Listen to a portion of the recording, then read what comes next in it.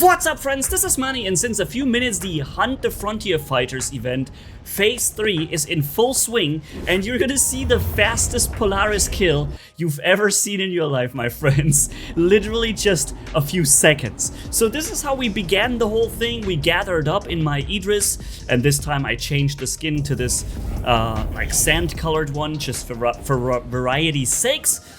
And right now, ladies and gents, is the best time to do this event. As always, when there is a new event, usually the first hours or days are the best because most people are still doing it, right?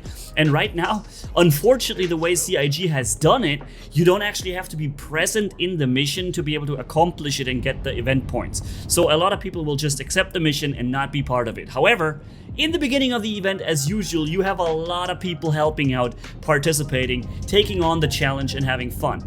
And that's why the challenge actually goes away. We have like 7 Idrises and I don't know, maybe 3 Polarises, all just hunting that one Polaris. And you see it here on screen, all these huge thruster like lines, those are all Idrises. And by the way, very important, do not get fooled by the red ships that are flying around. Always do a tap scan and check the name. Because if you do a tap scan, you will see the name of the ship or the pilot who pilots it, and usually it's a player name, even though they're red. So don't shoot them, because if you get a crime stat, you can no longer participate in these missions. Do not get a crime stat, or at least not a 3 crime stat or higher. Make sure to not fire at other players. If you have people on board and you can't trust them, stay in quantum mode so that they have no available weapons, and just wait until the Polaris is there and give a fire order at only the Polaris and nothing else. Okay, so that's my tip for you guys as somebody who's piloting a huge capital ship and has a whole bunch of trigger finger ready or trigger happy people sitting in there. I just stay in quantum for as long as I need to, and then I open up with with the full power of the Idris. However, the full power of the Idris here falls a little short because there are just too many Idrises on all their powers. So the enemy Polaris just stays on too long.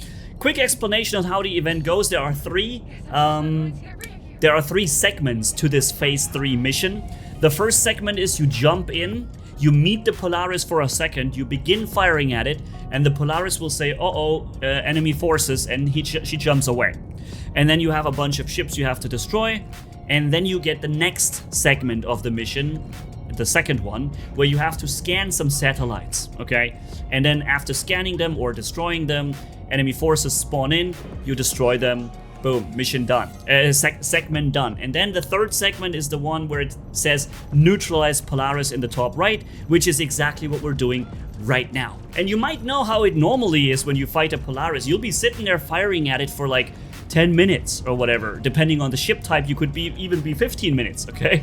But you see, we're already having 3 connected Idris Hurston Dynamic Exodus laser beams on it. Okay, 3. Now it's 4. And every couple of seconds another one joins in. So we have at least 5 Polarises Idrises. What's even the plural of Idris, by the way? Idris is firing at the enemy Polaris there. And that's just the one with the Hurston Dynamic Exodus laser beam. Sometimes you see a massive explosion like this triggering on the Idris. On the Polaris. That is when another Idris fires at it with the railgun on it. The railgun shot. So I count 1, 2, 3, 4, 5 laser beams right now, and the occasional huge railgun hit from the other Idrises, okay? That are not using the laser. There's another one of them.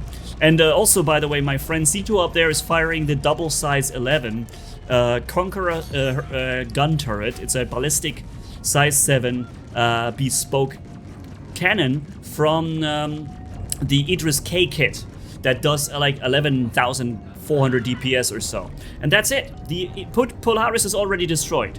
And also, by the way, if you take a look at the top left, I purposely left this there. I'm showing you the frame rate, okay? And by the way, we're running here a system with a 9950H X3D processor and a 5090 desktop, not laptop. So pretty much as much gaming performance as you can have, and we're running 16 FPS here. That's because this event will just drain your FPS. The more players are around to play the event and firing and helping and flying near you, the lower the FPS will go, okay? And this is, by the way, we can see and track your progress in the journal, the Hunt Frontier Fighter section, and there you see the phase 3. I'm hoping you guys already completed phase 1 and 2. If you follow the channel, you should already know how to do it, always the fastest way, because I accompany you through all these events, every news, I'm covering everything for you guys whenever I can. So if you like that, stay tuned on everything Star Citizen, also nerfs and buffs, as well as certain good offers. And then subscribe to the channel if you haven't done that yet. That would be fantastic. But yeah, so the next mission has been started. And you see this is the first segment of it where the Polaris will just sit there. And as soon as she takes damage, begins to fly away and jump away. And funny enough, you cannot stop this. Even if, like what we see here, another Polaris rams into her, turns her around, and makes it technically impossible for the Polaris to jump away. Because how should she jump when she's turning around in circles? She can't lock on to a target. Doesn't matter, this AI just insta jumps. Doesn't need to lock on to a certain point. So very interesting that some of our boys here from, somebody who's with us, managed to ram the other Polaris just when she was about to jump, trying to prevent the jump so we can kill her maybe in segment 1. Impossible. She becomes invincible and just teleports away. Also good to know, right? And like I said, after that is again the satellites scanning every time, killing a few reinforcements, and then segment 3, neutralize the Polaris. Now, a few more tips, ladies and gents, in order to do this as fast as possible. Always make sure to accept both missions, because you can have the Headhunters and the Citizens for Prosperity, CFP, both of them active at the same time, because the server, since this is a server-wide mission event, the server will do both missions simultaneously, right? And remember, you don't have to be present at the actual mission in order to accomplish it. So make sure to always check the mission log, and if it says there is 12 missions available in either of the factions, typically that means there is the 2 million mission as well available. Or just go through the list and check if there is one available that says 2M next to it, which is the credits amount. Which brings me to a few more points that I have to let you know, guys. You saw it maybe a few seconds ago. When you jump into the mission point, and there's a lot of people doing the same thing, especially with large ships, there's a good chance you will teleport into each other if you come out of Quantum at the same time. Both players will be taking damage. So if you fly a larger ship, you're better off, because first off, even if somebody does funny stuff and attacks players, they will most likely not attack a Polaris or Idris, because it will take them forever to actually destroy it. So what some douchebag players unfortunately sometimes do is attacking other players, and they will probably focus a player that they can actually kill. So if you have, or you or your friends have a larger ship and you want to do the mission, just hop into the larger ship together, do it together, and you're going to be a lot less of an attractive target for other players. And even if you jump into the mission and you jump into another ship or another player ship, which nobody really can prevent, then you're gonna be fine, because you're a large ship. You don't die from a bit of a collision there. Okay, so that is one tip. Second tip is, or a thing that you need to know, you're gonna be sharing the credit points with everybody on the server. So if you have a server with 600 players and all 600 players accept the mission, which I'm assuming most players who know about the event will do it, then you're sharing the 2 million credits that the mission would bring with all of those who accepted the mission. All right, so you might be getting, I don't know, 15,000, 10,000, maybe 20,000. Later, it's going to be more what you get for the mission when the servers are a little bit emptier, when the missions have been done by most players, not everybody is doing them anymore. Then you might get a higher sum of credits for it. But right now, at the new event, everybody doing and accepting that and hammering those through, then you're gonna just get a tiny fraction, like almost meaningless amounts of money, but you get the full points, right, for the mission. Like the event points, the progress bar fills up full power. 250, I believe, per accomplished mission. Or something like this. 225, I think. All right, so that's one thing. The other thing is when the server is struggling like here with too many players, you see the enemy Polaris is jumping around. It's doing the usual teleportation thing. It's annoying, but we're gonna have to deal with that. It just means that a couple of shots will miss, especially the ones from the size 7 in the front, the Conqueror gun turret. That thing does, I don't know, 11,200 DPS, but it barely ever hits because the Polaris keeps jumping around. Alright, my laser basically has unlimited firepower. Don't mind if it jumps, I just navigate onto the new police position and I keep shooting, right?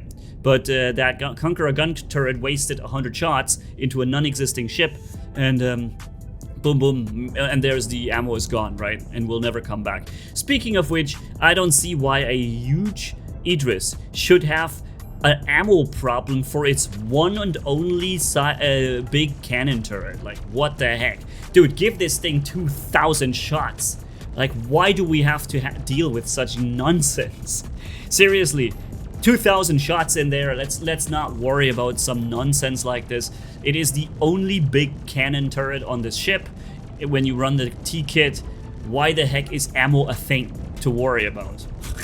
Right? I mean, honestly, in a freaking frigate capital ship, makes little sense to me.